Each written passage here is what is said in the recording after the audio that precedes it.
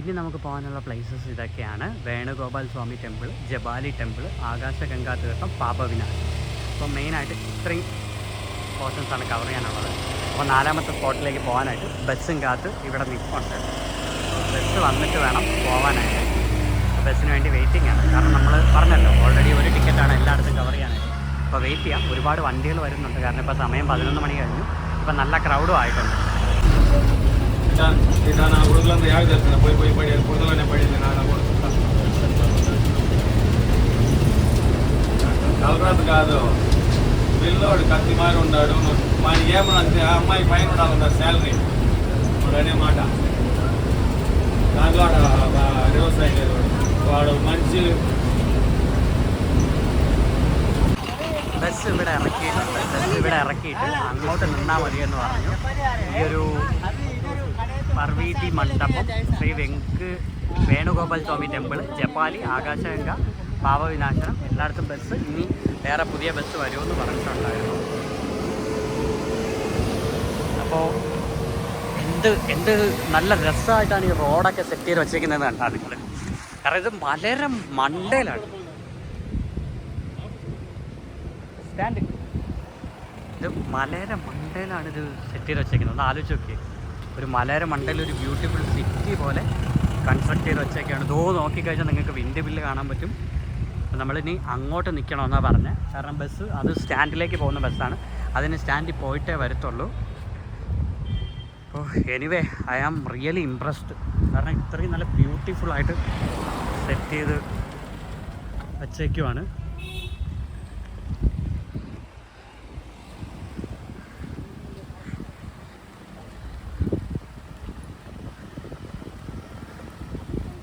ബസ്സിലെ ഡ്രൈവർ പറഞ്ഞത് നമ്മളുടെ അടുത്ത് നേരെ പാപനാശത്തിലേക്ക് ഇറങ്ങിയിട്ട് അവിടുന്ന് തിരിച്ചു വരാനാണ് പറഞ്ഞത്. അതാണ് ബെറ്റർ എന്നാണ് പറഞ്ഞത്. നോക്കട്ടെ എങ്ങനെയാണ് പോകുന്നതെന്ന് നമുക്ക് നോക്കാം.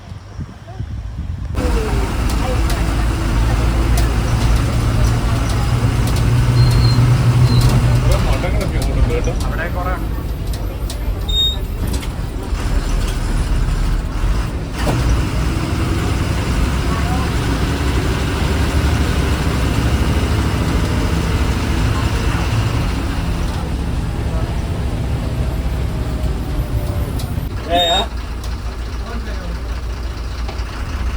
వాళ్ళ దగ్గర క్యాష్ లేదు, ఫోన్ పే ఉంది. ఫోన్ పే పనిచేయదు మన దగ్గర.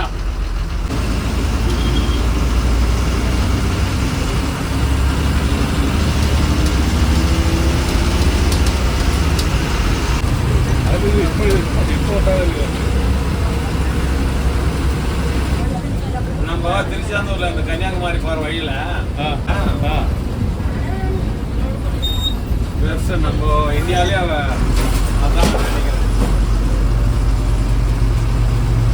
கிட்டத்தட்ட ஒரு 50-60 கிலோமீட்டர் அவ்வளோ.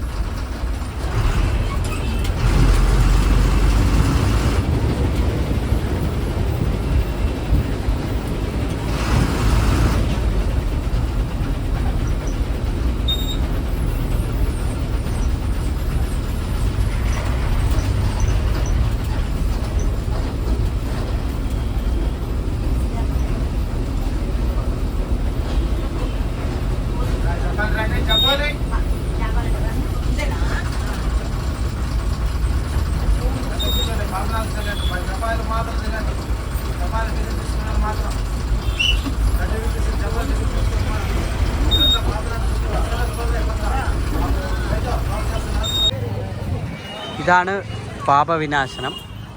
ലാസ്റ്റ് സ്റ്റോപ്പാണ്.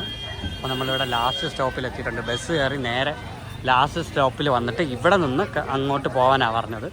കാരണം അത്യാവശ്യം തിരക്കുണ്ടായിരുന്നു.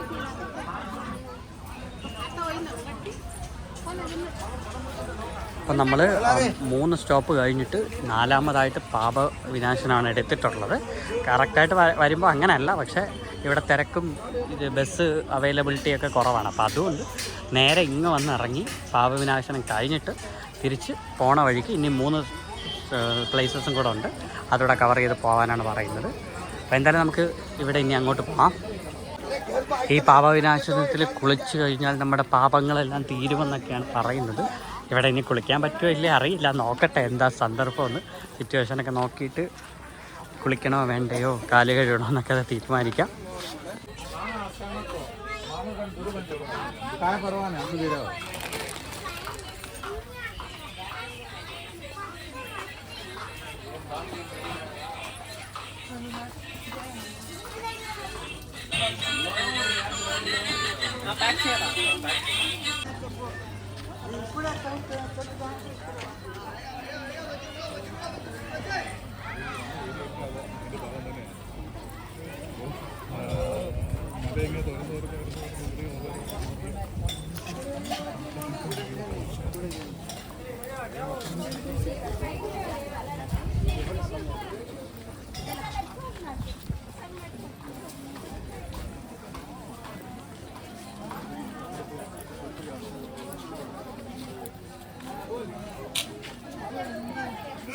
പാപവിനാശനത്തിൽ ഡാമൊക്കെ ഉണ്ട് കേട്ടോ, അത് വാണിംഗ് എഴുതി വെച്ചിട്ടുണ്ട്. Devotees not go near water bodies, waterfall, swimming near and stay safe എന്നൊക്കെ പറയുന്നുണ്ട്. നോക്കാം എന്താണെന്ന്. ഇതൊക്കെയാണ് പോകുന്ന വഴി.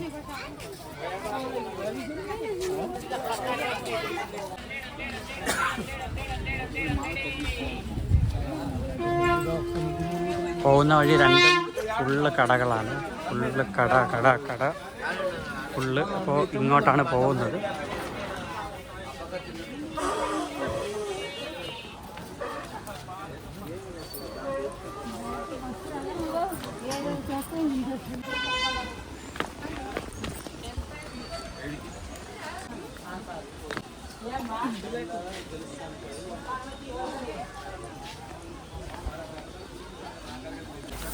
അപ്പോൾ ഈ ഡാമിലിവിടെ നമുക്ക് കടത്തി വിടുമെന്ന് തോന്നുന്നില്ല.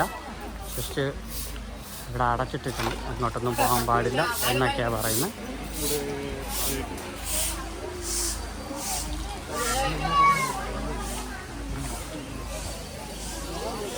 ശ്രീ ഗംഗാദേവി ടെമ്പിളൊക്കെ ഇവിടെ ഉണ്ട്. അങ്ങോട്ടാണ് ഡ്രസ്സ് ചേഞ്ച് ചെയ്യുന്ന സ്ഥലവും വെള്ളച്ചാട്ടവും വെള്ളത്തിൻ്റെ ഇറക്കവും കാര്യങ്ങളൊക്കെ അത് എഴുതി വെച്ചിട്ടുണ്ട്. നമുക്ക് എന്തായാലും അങ്ങോട്ട് പോകാം. ഇതാണ് പാപവിനാശനെ കുറിച്ച് പറയാനുള്ളത്. അതായത് ഈ ഒരു തീർത്ഥത്തിൽ കുളിച്ച് കഴിഞ്ഞാൽ നമുക്ക് ഉണ്ടാവുന്ന പാപങ്ങളെല്ലാം കഴുകിപ്പോകും, അതായത് പാപങ്ങളെല്ലാം പോകുമെന്നാണ് പറയുന്നത്. അതായത് പിന്നെ അതിനുശേഷം പീസ്, പ്രോസ്പെരിറ്റി, പ്രോഗ്രസ് എല്ലാ കാര്യങ്ങളും കിട്ടും. പിന്നെ ഞായറാഴ്ച ദിവസം ഒരു ശുക്ലപക്ഷ സപ്തമി എന്ന് പറയുന്നത്, അതൊരു മാസമാണത്. എന്നാണ് ഡേറ്റ് എന്നൊന്നും എനിക്ക് അറിയില്ല.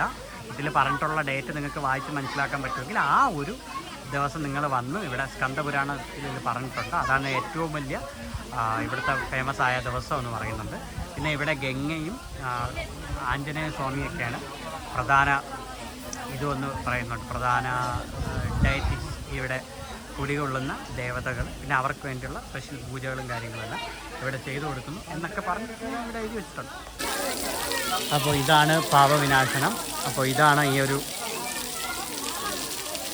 നമ്മൾ കുളിക്കുന്ന വെള്ളം, ഇതിൽ നിന്ന് വരുന്ന വെള്ളം. അതായത് ആ ഒരു ഡാമിൽ പ്രിസർവ് ചെയ്ത് വെച്ചിട്ട് ഇതിനകത്തൂടെ വരുമെന്നാണ് പറയുന്നത്. ഇത് അതിനകത്തൂടെയാണോ അത് എവിടെ നിന്ന് ഇത് കറക്റ്റ് പറഞ്ഞതെന്ന് അറിയില്ല, കാരണം ഡാമുമായിട്ട് നല്ല വ്യത്യാസമുണ്ട്. ഡാം അവിടെയാണ് വരുന്നത്, അതായത് അതാണ് ഡാം.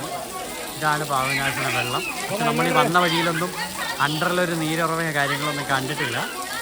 അപ്പോൾ ഇതിങ്ങനെ ഈ കുറച്ച് ഓവുകളിലൂടെ ഇങ്ങനെ വരുന്നുണ്ട്. അപ്പോൾ ഇവിടെ കുളിച്ചിട്ട് നമുക്ക് അവിടെ ടോയ്ലറ്റൊക്കെ കൊടുത്തിട്ടുണ്ട്, ഡ്രസ് ചേഞ്ചിങ് റൂം കൊടുത്തിട്ടുണ്ട്.